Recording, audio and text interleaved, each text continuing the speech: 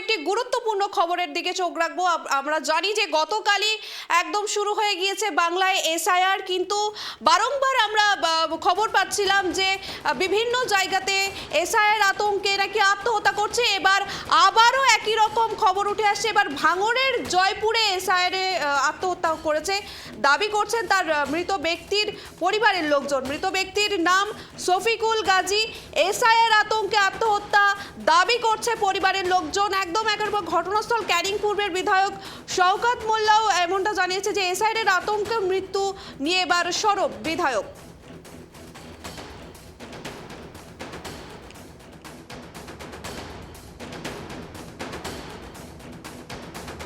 আপনাদেরকে যেমনটা জানাচ্ছিলাম যে বারংবার আমরা বাংলায় এসআইআর আতঙ্কে আত্মহত্যার খবর পেয়েছিলাম, কিন্তু এবার আবার ভাঙড়ের জয়পুর থেকে এরকম একটি ঘটনার খবর উঠে আসছে। আমরা এই বিষয়ে আরেকটু বিস্তারিত জানবো। আমাদের সঙ্গে রয়েছে আমাদের প্রতিনিধি গোপাল। গোপাল, কি ঘটনা ঘটেছে বিস্তারিত জানাও। দেখো পায়েল, তোমাকে বলে রাখি, এবার এসআইআর আতঙ্কে বছর 35-এর এক যুবকের আত্মহত্যা। ঘটনাটি কিন্তু ভাঙড় এলাকায় ভাঙড়ের জয়পুর এলাকার এক যুবক আত্মহত্যা করেছে বলে ইতিমধ্যে জানা গেছে। তবে কি কারণে আত্মহত্যা সে পরিষ্কার না হলেও শওকত মোল্লা ঘটনাস্থলে পৌঁছে যায়। সেখানে গিয়ে দাবি করে এসআইআর আতঙ্কের জন্য এই যুবক আত্মহত্যা করেছে। যেখানে ওই যুবক অর্থাৎ যে শফিকুল গাজীর স্ত্রী কিন্তু দাবি করেছে, বারবার এই যুবক বলতো তার কোনো ভোটার লিস্টের নাম নেই, তার কোনো নাগরিকত্ব নেই, তা সে কি করে বাঁচবে সেটা নিয়ে সে আতঙ্কে ছিল। সেই আতঙ্কের কারণে সে আত্মহত্যা করেছে বলে মনে করা হচ্ছে। একদম একদম গোপাল, কিন্তু বারংবার তো নির্বাচন কমিশনের তরফ থেকে বলা হচ্ছে যে এসআইআর একটা স্বাভাবিক প্রক্রিয়া, তারপরেও আবার এরকম আত্মহত্যার মতন পদক্ষেপ নিচ্ছে। এর পিছনে কি কোনো রকম রাজনৈতিক উদ্দেশ্য আছে? কিছু কি জানতে পারছো? দেখো, তোমাকে বলে রাখি, রাজনৈতিক উদ্দেশ্য আছে, বিরোধীরা যেটা বারবার বলছে। তো কারণ একটা তোমাকে বলি, কারণ এসআইআর আতঙ্কে যে মারা যাবে সেরকম পরিস্থিতি এখনো পর্যন্ত হয়নি। কারণ সরকার যেটা বলেছে 2002-এর ভোটার লিস্টে নাম থাকতে হবে, কিংবা অন্যান্য যে প্রক্রিয়া রয়েছে সেটা কিন্তু পরিষ্কার বলা রয়েছে। কারণ বিহারে যেগুলো হয়েছে, বিহারেও হয়েছে, কিন্তু এখনো পর্যন্ত কাউকে তো ডিটেকশন ক্যাম্প বা কোনো জায়গায় নিয়ে যাওয়া হয়নি। কিন্তু মানুষ কেন আতঙ্ক পাচ্ছে? যে কোনো স্বাভাবিক মৃত্যুকে অস্বাভাবিক বলে চালাবার চেষ্টা করছে বলে মনে করা হচ্ছে। একদম একদম, ধন্যবাদ গোপাল। যেমনটা আপনাদেরকে জানাচ্ছিলাম যে গতকালই 4 নভেম্বর ছিল, সেখানে আমরা দেখেছি যে বাংলায় এসআইআর প্রক্রিয়া শুরু হয়ে গিয়েছে, কিন্তু বারংবার এই কিছুদিন ধরে আমরা একটাই খবর পাচ্ছি যে বিভিন্ন জায়গাতে কেউ আত্মহত্যা করছে। সে তার পরিবারের পক্ষ থেকেও সেরকম দাবি উঠছে যে শুধুমাত্র নাকি এসআইআর আতঙ্কে নাকি আত্মহত্যা। কিন্তু আবারও ফের আরও একটি ছবি ধরা পড়লো। এবার সরাসরি ভাঙড়ের জয়পুরে একদম এসআইআর আতঙ্কে আত্মহত্যা করলো শফিকুল গাজী নামে এক ব্যক্তি।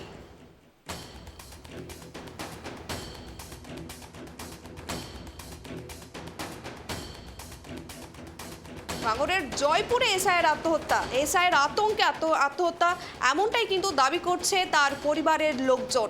একদম বলা যেতে পারে যে এই ঘটনা নিয়ে কিন্তু এবার ঘটনাস্থলে ক্যানিং পূর্বের বিধায়ক শওকত মোল্লাও কিন্তু সরব হয়েছে।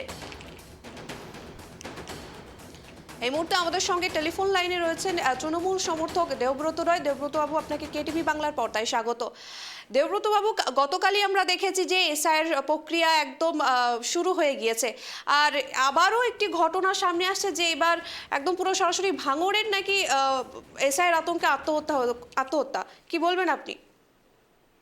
দেখুন, এই এসআইআর আতঙ্কে 8 জন কিন্তু হয়ে গেল আমাদের পশ্চিমবঙ্গে, তারা প্রাণ বিসর্জন দিল। কার্যত এসআইআর শহীদ বলতে পারেন। সেই প্রদীপ কর দিয়ে শুরু হয়েছিল। আজকে শুনছি সেই প্রদীপ কর, ক্ষিতিশ মজুমদার, কাকুলি সরকার, বিমল সাঁতরা, হাসিনা বেগম, শেখ সিরাজউদ্দিন, তারপরে জাহির মাল। ঠিক আছে। এখন আমরা পরপর দেখতে পাচ্ছি যে আমরা দেখতে পেলাম এই কেন্দ্রীয় সরকারের তুগলকি আচরণের ফলে সাধারণ মানুষ কিন্তু তাদের প্রাণটা খুইয়ে বসলো। কিন্তু একটু যদি চিন্তা ভাবনা পরিকল্পনা করে কাজগুলো করতে পারতেন তাহলে কিন্তু এই পরিস্থিতি আসতো না। একদম দেবব্রত বাবু, আপনাকে আমি একটু ইন্টারাপ্ট করছি, কিন্তু এই এসআইআর প্রক্রিয়া যে স্বাভাবিক, নির্বাচন কমিশনের তরফ থেকে তো বারংবার বলা হচ্ছে যে এসআইআর প্রক্রিয়া খুবই একটা স্বাভাবিক প্রক্রিয়া, কিন্তু তারপরেও কেন এত আত্মহত্যা বাড়ছে? কিন্তু আচ্ছা, আপনার কি কোথাও মনে হয় যে স্বাভাবিক মৃত্যুটাকে এসআইআর আতঙ্ক নাম দিয়ে চালিয়ে দেওয়া হচ্ছে? দেখুন, এটা কেন্দ্রীয় সরকার এইগুলো বলতে পারবেন। এখন যে পরিস্থিতিতে তৈরি হয়েছে ব্যাপারগুলো, এখন গত এসআইআর যেটা হয়েছিল, এসআইআর হয়েছিল যেটা, সেটা 2 বছর 3 বছর ধরে কাজটা চলেছিল। কিন্তু এখন আমরা দেখতে পাচ্ছি যেখানে এসআইআরটা ওনারা প্রক্রিয়াটা এই 2 মাসের মধ্যে কমপ্লিট করে দেবেন, ঠিক আছে। আর এখন দেখুন ডিজিটাল নামে বলে, কিন্তু কাজে কিন্তু ডিজিটালে আমরা কোনো প্রমাণ পাই না। এখন বর্তমান যুগে এসে এখন প্রত্যেকটা মানুষের ডকুমেন্টস কিন্তু নির্বাচন কমিশন সহ সরকারের কাছে রয়েছে। তারপর মানুষকে এই জন্য হ্যারাসমেন্ট করা তো ঠিক না। মানুষ তো চিন্তাগ্রস্ত হচ্ছে, এখানে চিন্তাগ্রস্ত হচ্ছে, ওদিকে আপনাদের শান্তনু ঠাকুরদের মতো লোক 800 টাকা নিয়ে নাগরিকত্ব পরিচয় দিয়ে দিচ্ছেন, ঠিক আছে। কার্যত এই যে এসআইআর এর নামে কিন্তু এনআরসি প্রক্রিয়াটাই চলছে। কিন্তু কে মানুষ, কে নাগরিক হবে, কে অনাগরিক হবে, সেই একদম দ্বিতীয় বিশ্বযুদ্ধের সময় যে হলোকাস্টের পটভূমি তৈরি করেছিল বিশ্বস্তার হিটলার, তাদেরকে ইহুদিদের যেভাবে গ্যাস চেম্বারে ভরে মেরেছিল, তারই একটা নতুন মিনিয়েচার তৈরি করেছে আমাদের এই বর্তমান সরকার। তাদেরকে ওই ডিটেনশন ক্যাম্প নামক সেই ক্যাম্পের মধ্যে ঢুকিয়ে তাদের হত্যা করার পরিকল্পনা চলছে। আমরা তো আসামে দেখেছি যে মানুষগুলোকে ডিটেনশন ক্যাম্পে রয়েছে, তারা তো হিন্দুই ছিল। এখন বিহারে যে আপনার এসআইআর হয়েছে, কত পরিমাণ মানুষের নাম বাজে, তার মধ্যে রোহিঙ্গা পাওয়া গেছে মাত্র 7 জন।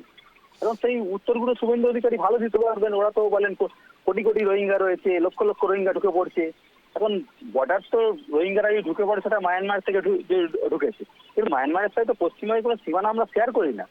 সেখানে আসাম শেয়ার করছে, ত্রিপুরা শেয়ার করছে, অরুণাচল প্রদেশ শেয়ার করছে। সেখান থেকে তারা কিভাবে ঢুকছে সেই উত্তর সেই সব যারা গভর্নমেন্ট রয়েছে সেখানে তারা উত্তর দিতে পারবে, তাই না? এখন কার্যত মানুষকে, কিছু মানুষকে অনাগরিক করে রাখার প্রক্রিয়াটা আমরা তীব্র বিরোধিতা করি। মানুষ তার অধিকার ফিরে পাক, মানুষের অধিকার খর্ব করার চেষ্টা চলছে, তার গণতান্ত্রিক অধিকার কেড়ে নেওয়ার চেষ্টা চলছে, সেটাই কি। ধন্যবাদ, ধন্যবাদ দেবব্রত বাবু। যেমনটা আবার তৃণমূলের পক্ষ থেকে যেটা বারংবার দাবি তারা করে এসছে যে এসআইআর এর নামে কিন্তু এনআরসি চালু করার চেষ্টা করছে কেন্দ্র সরকার। আবারও সেই রকম তৃণমূল সমর্থক দেবব্রত রায় তিনিও কিন্তু আবারও দাবি করছেন যে একদম এসআইআর এর নামে কিন্তু এনআরসি চালু করার চেষ্টা করা হচ্ছে। কিন্তু আপনাদেরকে আবারও একবার জানিয়ে রাখবো, ভাঙড়ের জয়পুরে এবার এসআইআর আতঙ্কে আত্মহত্যা দাবি কিন্তু পরিবারের তরফে।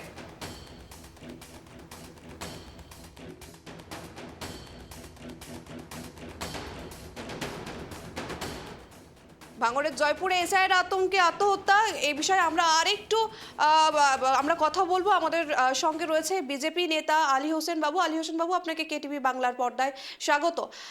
আলী বাবু, কিছুক্ষণ আগে আমরা তৃণমূল সমর্থক দেবব্রত বাবুর সঙ্গে কথা বলছিলাম। তিনি কিন্তু এই ভাঙড়ে যে আত্মহত্যা হয়েছে, যেটা এসআইআর আতঙ্ক বলা হচ্ছে, যে এসআইআর আতঙ্কের ফলে, কিন্তু সেটা তো সরাসরি কেন্দ্র সরকারকে তো তিনি দাগাচ্ছেন। কিন্তু তারপরেও কিন্তু উনি আর একটা কথা বললেন যে এই যে এসআইআর প্রক্রিয়ার নামে কিন্তু এনআরসি চালু করার চেষ্টা চলছে, কি বলবেন? এসআইআর হচ্ছে, এনআরসি হচ্ছে না পশ্চিমবঙ্গে, সারা ভারতবর্ষে 12টা রাজ্যে একসঙ্গে হচ্ছে। আর দ্বিতীয়ত বিষয় সেটা হচ্ছে, দেখুন উনি কি ভারতীয় মুসলিম, উনি কি মুসলিম মানুষ মারা গিয়েছেন? হ্যাঁ হ্যাঁ হ্যাঁ। যদি মুসলিম মানুষ হয়ে যায় তাহলে ভারতীয় মুসলিমদের এসআইআর সম্পর্কে ভয়ের কোনো কারণ নেই। কারণ 2002-এ যাদের ভোটার লিস্টে নাম আছে তাদের ছেলে মেয়েদের বা তার কোনো সমস্যা নেই, তাদের কোনো কাগজও দিতে হবে না, সুতরাং ভয়ের কোনো কারণ ছিল না। দ্বিতীয়ত হচ্ছে, উনি মারা গেছেন, ওনার যদি নিজের 2002-এ ভোটার লিস্টের নাম নাও থাকে, তার তো বাবা মায়ের তো নিশ্চয়ই ভোটার লিস্টের নাম ছিলই। তাহলে সেখানে মানে অকারণে আতঙ্কিত হওয়ার কোনো কারণ নাই। এখানে তৃণমূল জট করে দিচ্ছে, তৃণমূলের নেত্রী বা তৃণমূল পার্টিটা গোটাটাই এসআইআর সম্পর্কে ভীতিক সঞ্চারণ তৈরি করছে। আজকে আমরা তার তীব্র প্রতিবাদ জানাচ্ছি। এইভাবে সাধারণ মানুষকে বিপদগামী করা হচ্ছে বলে আমরা মনে করি। আতঙ্কের মধ্যে তৃণমূল কংগ্রেসকে বলবো, দাদা এসআইআর কোনো এনআরসি নয়, আপনারা কেন এসআইআর কে এনআরসি বলে মানুষের মধ্যে ভীতি সঞ্চার করাচ্ছেন? সেই জন্য আমরা অনুরোধ করব, সমস্ত নাগরিকের কাছে আমি অনুরোধ করব পার্টির পক্ষ থেকে, আপনারা এসআইআর সম্পর্কে কোনো ভীতি সঞ্চার করবেন না। এসআইআর ভারতীয় যারা নাগরিক তাদের জন্য এখানে ভোটার নিবিড় সম্পর্ক, এখানে অন্য কোনো বিষয় নেই। সেই জন্য এসআইআর সম্পর্কে ভয়ের কোনো কারণও নেই। একদম একদম, ধন্যবাদ ধন্যবাদ আলী বাবু। যেমনটা বললেন আলী হোসেন বাবু যে এসআইয়ের প্রক্রিয়া একদম একটা স্বাভাবিক প্রক্রিয়া, তিনি রীতিমতো সাধারণ মানুষের কাছে, ভারতীয় নাগরিকদের কাছে, ভারতীয় মুসলিম নাগরিকদের কাছে তিনি অনুরোধ করছেন তারা যদি এই আতঙ্কে, এসআইয়ের আতঙ্কে নিয়ে আতঙ্ক পাওয়ার মতন কোনো ব্যাপারই না, এটা একদম একটা নর্মাল প্রক্রিয়া যেটা নির্বাচন কমিশনের তরফ থেকে যেটা শুরু করা হয়েছে নাগরিকত্ব দেওয়ার জন্য।